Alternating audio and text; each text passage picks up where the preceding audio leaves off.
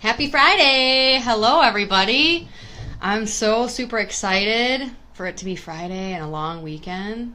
Are we all excited for a long weekend? I think I am. So, I wanted to talk today about a couple of things actually. It's the deadline season for taxes. So, we've got the corporate filing deadline coming up and also fourth quarter obviously coming up for your retirement plans, opening up retirement plans for the end of the year. So this is always a good time to talk about taxes and see if there's any possible way we can save you some additional money on taxes. And then also I just wanted to go over some market trends right now because there are definitely some market trends going on right now. Hi, John. And that are pretty crazy actually. So we'll talk about how to possibly capitalize on those if that fits into your overall strategy. But so let's get into first how to possibly save on some taxes. I think it's important. I know this is super basic, but I'm going to do it just for fun to cover the basics real quick. So a lot of my business owners think their only option is IRA or traditional IRA or Roth IRA. And I want to cover the difference between those first, and then I'll get into what business owners have, the other options business owners have as well. So Roth, very simply put, and there's other things that go into this, but the overall idea is in a Roth, you don't get a tax deduction now because later in life when you take the money out, as long as you've waited 5 years, it's tax-free when the money comes out. And a traditional IRA is the opposite. You get a tax deduction now, so you get a write-off on your taxes, but then later in life when you go to pull it out, you pay income tax. Now the idea is obviously that when you're retired, you're making less money than you are while you're working. So the idea is you get the tax deduction now while you're working, and later in life, although you owe taxes, hopefully you are making less money. So hopefully you're in a lower tax bracket. Obviously, we don't know what tax rates are going to be. So there's a lot of moving pieces, and then there's penalties if you're under 59 and a half. So we don't need to get into all that. Obviously, I just really want you to know the difference so you have enough ammo to know yourself, to ask the question to your CPA or your financial advisor, or, Google it, whatever your way of research is. But know the difference between Roth and traditional, because I just had a client, well, now she's a client, but I just had somebody say to me, and they're always crazy asking about taxes. Yeah, yes, have you made an IRA contribution this year? Yes, I've made my IRA contribution this year. And then she transferred the account to me, and I found out it was a Roth. So she doesn't even get a tax deduction for that. So know the differences between your retirement accounts. With that said, it's also good to have a tax strategy on the way out, right? If you're looking for funds, let's say you're going to buy a house or you're going to buy a car, whatever, just know that when you pull out that money, if it's a traditional IRA, you owe taxes on what you pull out. It's not just gains, it's everything you pull out, and that money can possibly push you up into a higher tax bracket. So ask your accountant before you go pulling money out of any IRA. Just ask them if you're going to have a penalty if you're under 59 and a half, or whatever. There's a lot of moving pieces. So to save on taxes, just before you do anything with your retirement account, make sure you ask your accountant. And then on the business owner side, so 2 of my business owners this year actually had not been consulted by their accountant. And this isn't necessarily the accountant's fault. They're so focused on like your write-offs, your everyday deductions, that they don't necessarily think about additional things that you could be doing, like a retirement plan. Because retirement plans, everybody kind of thinks, oh, I'm saving for retirement, which is the case obviously, but it's also a big tax advantage. So if you have a big tax year, you could use a retirement plan as a way to get an additional tax write-off. So you've got SEP accounts, which allow you to go up to $53,000, or maybe the limit is $54,000 this year. And so that's a lot bigger than your $5,500 IRA contribution, or $6,500 if you're over 50. And it's up to 25% of your income. So again, just ask your accountant, but a SEP is an option. And yes, hi RT, I see you too. But a SEP account is an option for a business owner because that can be a huge tax deduction. One of my clients did do a SEP this year and got like $7,500 savings in taxes just by opening the account. You don't need an administrator, like a 401k or something fancy, a fancy retirement plan. It's super simple. That leads me to my next plan is a simple plan. So these are all different plans that you as a business owner or a small business have the option to possibly put away money without having to go through the rigmarole of setting up an entire 401k or full-blown retirement plan. These are IRA options, employer options that can give you larger deductions. And it's a pretty substantial difference. Like I said, the difference between $5,500 or $6,500 if you're over 50 and $53,000. Yeah, I think it's $53,000 or $54,000 this year for a SEP.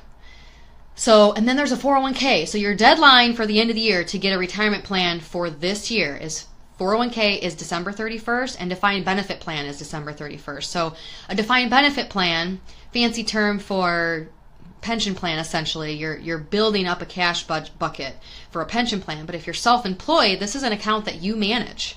Okay, so you can put up to $210,000 and you need an administrator on this type of a plan. But again, this is something huge tax savings, right? I mean, so if you have a big year, you need to be looking into these retirement plans and what your options are.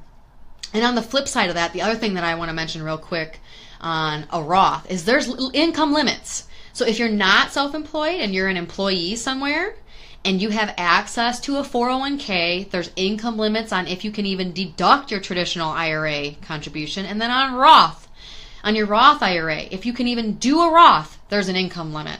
And we can just put them up on the IRA. We can put them up on our website, but they're just on the IRS website as what your limits are. But again, this is something that you talk through with your CPA if that's going to be where your income is going to fall, because you don't want to contribute to an IRA and then have to pull money back out. That's bad too. Hi, Holly. That's bad too. So all of these things, again, is just to get you thinking about if you can have that discussion with somebody, with your CPA, or contact us to get you in front of a CPA, or talk with a financial advisor, or financial planner, or somebody about your tax saving options outside of just the normal tax return. This is something you have to set up. You have to set up an account and put money into it. So my other idea is if you don't have cash laying around, let's say you don't have a bunch of cash in the savings to you want the tax deduction, but you don't have the cash to fund the retirement plan. If you already have an investment account, you can sometimes take money from that investment account, that non-retirement investment account, and move them to an investment account for a contribution and get a tax deduction for it. So this is all stuff that we're talking thousands of dollars in tax savings. So I hope this helps. If not for nothing, at least generate some questions that you might have if this is for you, something that you can at least ask your CPA. Now, on top of all the tax savings that I just talked about, we're going to shift gears, because I want to do a twofer today. I want to talk about two different things. So, hold on.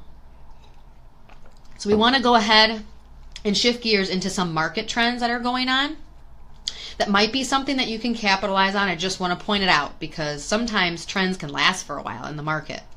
And sometimes you can profit from bucking the trend. So what am I talking about? So this year alone, year to date, emerging markets, so markets of countries that aren't necessarily developed fully. So obviously our market is developed, but there's emerging markets out there. So smaller countries or underdeveloped countries are up 28% this year.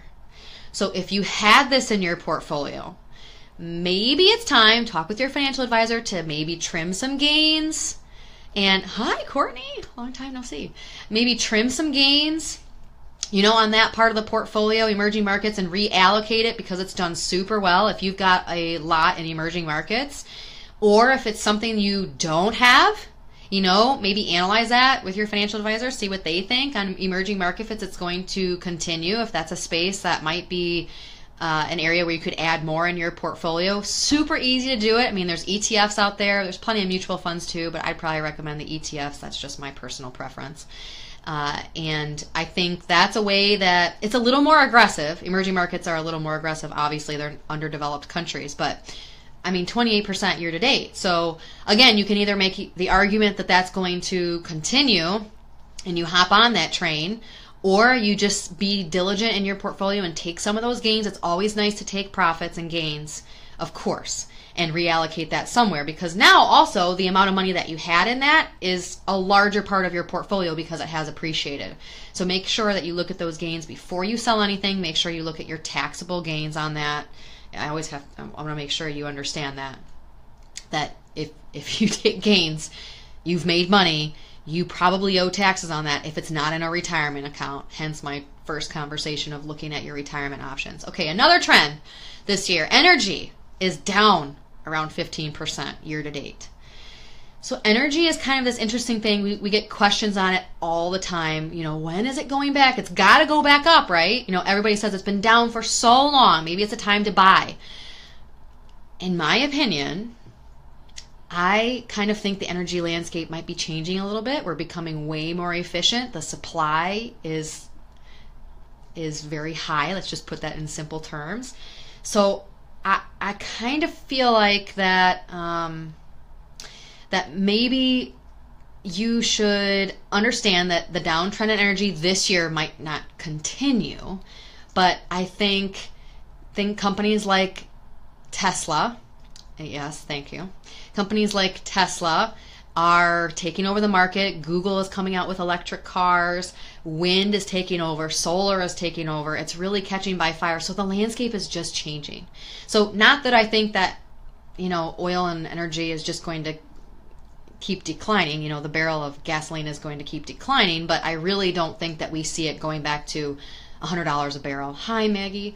We really don't see that bounce happening. So that's a trend that you definitely need to look out for in your portfolio. How much energy do you own? How much of that energy is in oil and gas? That's something that you need to look into, because the energy overall is now shifting to more electric, more wind, and you need to make sure that when you own an energy piece in your portfolio, how much of that is oil and gas, because that's the part that's susceptible overall to this, decline. So be careful with that in energy. And then the last one I want to mention is biotech. Biotech this week alone had an awesome week, 7%, a little over 7%, I think. So the IBB is the biotech ETF. Now, biotech is obviously a little more aggressive. You got some companies in there doing some experimental testing, and it's a little more on the aggressive side. So again, the same thing that I mentioned about emerging markets. Maybe it's time, if you had a ton of biotech, to see if you got those gains, maybe trim some of those gains. Although biotech had kind of a rough year last year, so maybe it is time to buy in that space if you don't own it. But again, it is more aggressive, so make sure that fits into your overall financial picture. This is probably a good time to mention that none of these are recommendations. This is just for general information to make sure you can go back and do some research on your own, or at least meet with your financial professionals, and see if that works for you. Patience paid off for us. Yes, that's true, Jim. I think that's Jim making that comment. But yeah, I think overall these trends are things, this is ways that you can look for what to invest in a market. So if you're not a stock picker, you can look at overall trends in the market. So energy, what's energy doing and how's that changing? IBB, the biotech, and that's not the only way to invest in biotech, but it's a huge ETF. It's a good way to invest in biotech if that's something for you. But again, huge week, 7%, and actually I think just technology in general, I wrote down a note here. Yeah, like up 23% year to date, tech. So all these trends, again, instead of trying to stock pick, follow the trends and see if it's time to take gains in your portfolio, because a lot of people have this misconception that diversification is just this thing where I just own a little bit of every sector and that's it. I'm good forever. I mean, if you own a little bit of every sector, but you're all in stock, then you're not super diversified, and you need to be diligent about when you take gains, when you sell, and when you rebalance. You need to be on top of this type of stuff. So ask your advisor how much you have in biotech, how much you have in energy, if you own emerging markets, or if you should own emerging markets. These are all things on the move this year. So this is an easy place that you can start realizing profits or reallocating your portfolio. And I think that's about it for me. That really covers it. I want to wrap it up. I don't want to keep it too long. So if you have any questions, obviously feel free to reach out to us. Go to our website, novawealthmanagement.com. We're actually launching a podcast on the 15th. So I'm super excited about that. I'm super pumped because that's Jim and I, my wonderful husband and I, and it's kind of an interesting dynamic if you've ever heard the two of us talk.